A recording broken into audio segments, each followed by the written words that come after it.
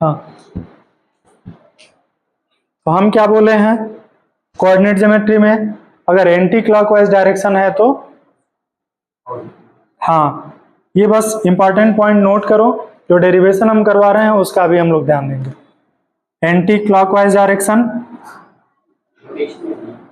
हाँ, anti clockwise direction और clockwise direction बस इतना समझो, ये पॉजिटिव लेंगे और क्लॉकवाइज डायरेक्शन क्या होगा, हाँ, इस बात का तो ज्यादा ध्यान रखना, ये निगेटिव है।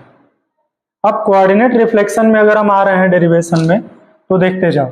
मान लेते हैं 2D प्लेन है कोई, ये x एक्सिस हो गया और ये y एक्सिस हो गया, ठीक है। कोई पॉइंट P है यहाँ पे कोई पॉइंट P है जिसका कोऑर्डिनेट x और y है, ठीक है। कोई पॉइंट P है जिसका कोऑर्डिनेट क्या है, x और y है, और ये x एक्सिस के साथ फाई एंगल को बना रहा है। ये जो OP है ये x एक्सिस के साथ फाई एंगल बना रहा है एलॉन्ग y डायरेक्शन में, ठीक है। P का कोऑर्डिनेट तुमको पता है x y है, तो अभी हमको कुछ डिस्टेंस पता करना होगा। यहां से परपेंडिकुलर ड्रा कर दो, तो हम इसको OX बोल दें या कुछ और नाम बोल दें। ये वैल्यू कितनी हो जाएगी और ये हाइट कितना हो जाएगा, ट्रायंगुलर फॉर्म में x इसको बोल देते हैं OPX में, क्योंकि राइट एंगल ट्रायंगल है, और ये क्या होगा, और ये बेस, परपेंडिकुलर और हाइपोटेनियस तीनों को सेपरेट करने के लिए तुम पता करते हो कि कौन बेस होगा, कौन परपेंडिकुलर होगा, कौन हाइपोटेनियस होगा। मान लेते हैं यहां है, ठीक है, यहां तुम्हारा एंगल है, ये 90 डिग्री हो गया, तो इसमें बताओ बेस कौन सा है, नाम दे देते हैं A, B और C। इसमें बताओ बेस कौन है, परपेंडिकुलर कौन है, एंगल तो C के साथ, मतलब BC के साथ भी है और AC के साथ भी है। ये 90 डिग्री के सामने वाला BC वो हाइपोटेनियस है और AB बेस है, और क्या कहते हैं जो हाइपोटेनियस के सामने वाला आपका सर AC बेस है, क्योंकि सर ट्रायंगल लगा वो AC से ही जा रहा है। हाँ, ठीक है, मतलब कंफ्यूजन है, ठीक है। तो बेस, परपेंडिकुलर और हाइपोटेनियस का मतलब ये समझो कि सबसे पहले हम बेस को आइडेंटिफाई कर लेंगे, बाकी चीजें हम आइडेंटिफाई कर लेते हैं, लेकिन बेस को आइडेंटिफाई नहीं कर पाते हो। तो एक ऐसी लाइन जिसको 90 डिग्री भी टच करे और वो एंगल भी, स्पेसिफिक एंगल भी टच करे, वही लाइन क्या बोली जाती है, बेस बोला जाता है। तो यहाँ पे AB में एंगल टच तो कर नहीं रहा है, 90 डिग्री टच कर रहा है AB को, लेकिन एंगल टच नहीं कर रहा है। और AC में तुम देखो तो इस लाइन को 90 डिग्री वाला भी टच कर रहा है और एंगल वाला भी टच कर रहा है, तो बेस कौन हुआ इसमें, AC बेस हुआ। समझ में आया, मतलब वो कॉमन लाइन जो दोनों एंगल को क्या करे, टच करे, उसको आप बेस बोलोगे। परपेंडिकुलर का तो तुमको पता ही है, थीटा के जस्ट सामने, एंगल के जस्ट सामने जो लाइन है वो क्या है, परपेंडिकुलर है, और हाइपोटेनियस तीसरा लाइन। समझ में आई बात। तो बेस, परपेंडिकुलर, हाइपोटेनियस तो क्लियर है। तो एंगल यहां बन रहा है, एंगल पे सबसे पहले ध्यान देना, और 90 डिग्री पे, तो बेस यहाँ पे क्या हुआ, OX हुआ, और परपेंडिकुलर यहाँ पे क्या हुआ, PX हुआ। ये कर दे रहे हैं यहाँ पे, ये एक्स एक्सिस रहने दे रहे हैं, ठीक है। ट्रायंगल OAP की बात कर रहे हैं, ठीक है। अब इसमें हमको OA का लेंथ निकालना है और PA का लेंथ निकालना है। तो OA क्या है, बेस है, PA क्या है आपका, परपेंडिकुलर है। तो वही फार्मूला लगाओ basic, sine theta is equal to क्या होता है, हाँ, परपेंडिकुलर अपॉन हाइपोटेनियस, और परपेंडिकुलर इसमें क्या है, PA है, और हाइपोटेनियस को अगर हम R से डिनोट करना चाहें, OP रहने देते हैं, इसको OP से नाम दे रहे हैं ना। तो ये परपेंडिकुलर जब हमको मिलेगा, PA इज इक्वल टू ये OP साइन फाई मिल जाएगा। परपेंडिकुलर की वैल्यू मिली, अभी नॉर्मल सिचुएशन में जब आपका कोऑर्डिनेट पॉइंट P पे है तब, ठीक है। और फिर उसी तरह से OA के लिए जब निकालेंगे तो कौन सा एंगल लेंगे, cos थीटा कंसीडर करेंगे ना, तो cos theta is equal to क्या होता है, और चूंकि यहाँ फाई है इसलिए हम फाई लेंगे, बेस अपन, हाँ वही आधार बट्टे कर्ण, कोई दिक्कत नहीं है, जिस लैंग्वेज में तुमको आ रहा है उसी में बताओ, समझना जरूरी है और उसको डिलीवर करना जरूरी है। कैसे तुम नोट्स में कॉपी में परफॉर्म कर रहे हो, एग्जाम में कैसे तुम लिख पा रहे हो, क्योंकि वो तुम्हारे दिमाग को रीड नहीं करने वाला है कि तुम कौन से लैंग्वेज में उसको लिखे हो पढ़े हो, उससे मतलब नहीं है, तुम कैसे डिलीवर कर रहे हो वो जरूरी है। तो सीक्वेंस थोड़ा ध्यान रखो, नहीं समझ में आए किसी में भी समझ में नहीं आए तो पूछ लिया करो। बेस अपान हाइपोटेनियस ना, तो बेस इज इक्वल टू क्या हो जाएगा, OP cos फाई। तो बेस क्या हो गया तुम्हारा, OA is equal to OP cos phi. ये नॉर्मल सिचुएशन है। यहां तक बात समझ में आ रही है कि नहीं तुम लोगों को, आ रहा है ना। अब इस एंगल को, अब इस पॉइंट P को उठा करके हम क्या कर दें, थोड़ा और रोटेट कर दें, इसको यहां पे पहुंचा दें, और वो एंगल जो है वो अल्फा हम मान लेते हैं कि अल्फा एंगल, उसको और हम क्या कर रहे हैं, मूव कर दे रहे हैं, रोटेट कर दे रहे हैं। अल्फा एंगल यहां पे मान लेते हैं वो P डैश कोऑर्डिनेट है, थोड़ा ज्यादा हम टेढ़ा कर दिए हैं समझ में, यहाँ पे P डैश कर देते हैं।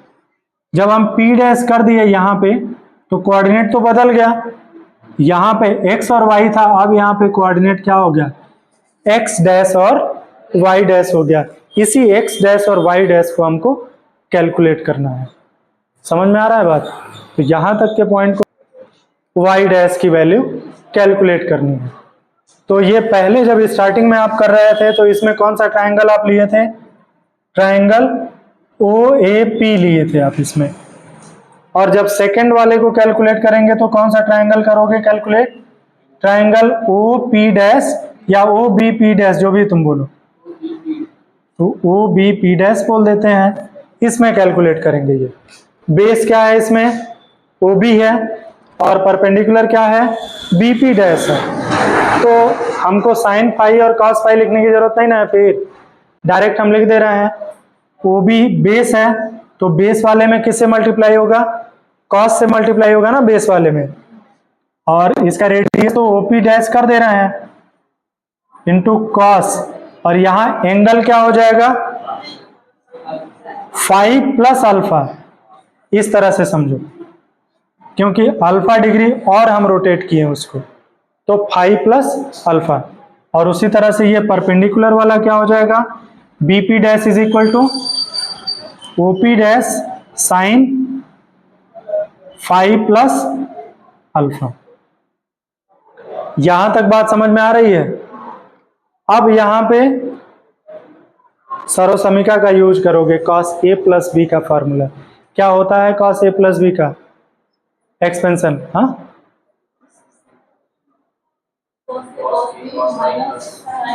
हाँ ठीक, गुड। तो cos A प्लस B का formula cos A cos B minus sine A sine B। Value put कर दो एक्सपेंड करके इसको, कोई दिक्कत नहीं है यहाँ पे। तो लिखते हैं यहाँ पे OP डैश cos, इसको ब्रैकेट में ही डाल देते हैं, हाँ, cos alpha minus sine phi sine alpha, और इसका बता दो साइन A प्लस B का, हाँ तो रख देते हैं sine phi cos alpha plus cos phi sine alpha. Clear है यहां तक। अब इसमें इक्वेशन 1 और 2 से आते हैं हम, क्योंकि ये जो OP है ये फिक्स वैल्यू है। OP क्या है, रेडियस है वो, तो OP को यहां let OP is equal to क्या मान लें, R कंसीडर कर लें, तो PA is equal to R sine phi मिला हमको, और यहाँ पे R cos फाई मिला, ठीक है। और OA क्या है, X एक्सिस पे हम इंटरसेक्शन दिखा रहे थे ना, ओ ए को, तो x is equal to R cos phi और y is equal to R sine phi. अब हम यहां पे क्या निकाल रहे हैं, x डैश और y डैश निकाल रहे हैं। तो ये जो इंटरसेक्शन पॉइंट है वो भी ये किसको डिनोट कर रहा है, x डैश को, और ये जो इंटरसेक्शन पॉइंट है ये किसको डिनोट कर रहा है, y डैश को डिनोट कर रहा है। ठीक है, समझ में आ रही है बात यहां तक। चलिए अब वैल्यू रखते हैं, OP को यहां भी OP डैश को r रख दो, पुट कर दो, और r पुट करके इक्वेशन 1 और 2 का यूज कर देते हैं, सारा वैल्यू हम लोगों को कैलकुलेटेड हो जाएगा। चलिए तो r यहां लिखते हैं cos phi cos alpha minus sine phi sine alpha, ये x डैश का वैल्यू था, और y डैश का value r sine phi cos alpha plus cos phi sine alpha. x dash y dash रखें, मिला हमको इक्वेशन 1 और 2 से, या पहले प्रोडक्ट करवा लो, x dash is equal to r cos phi cos alpha minus r sine phi sine alpha, y dash is equal to r sine phi cos alpha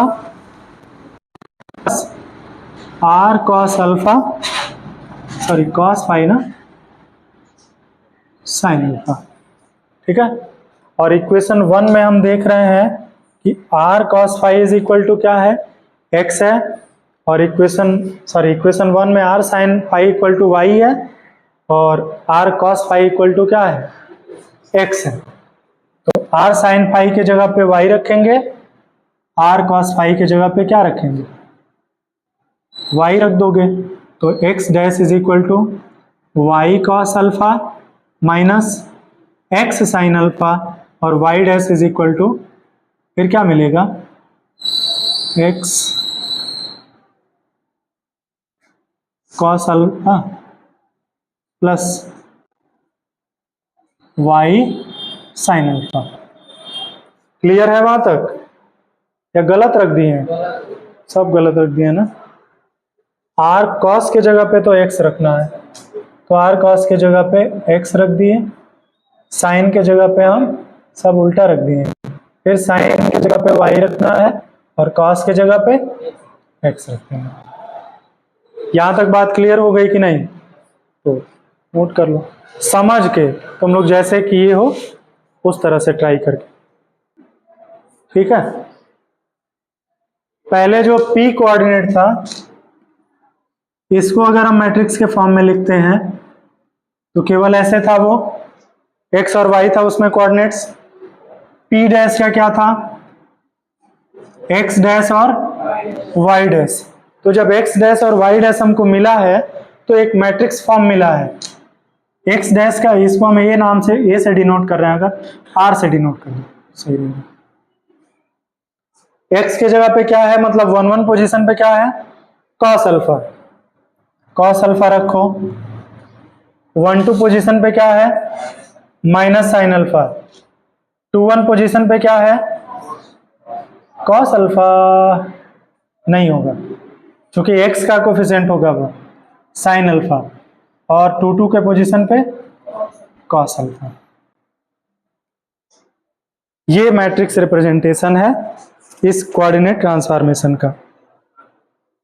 ठीक है, तो जनरली अगर हम इसको लिखते हैं तो p dash is equal to R P ऐसे, और वो जो तुम मैट्रिक्स फॉर्म में लिखा करते थे eigenvalue equation, eigenvector निकालने के लिए, उसको कैसे करते थे, p dash is equal to x dash y dash equal to cos alpha sine alpha minus sine alpha cos alpha और x y। यही इक्वेशन आपको याद रखना होगा, ये इक्वेशन याद रखना है। अब इसके थ्रू एग्जांपल हम दे रहे हैं, करो न्यूमेरिकल।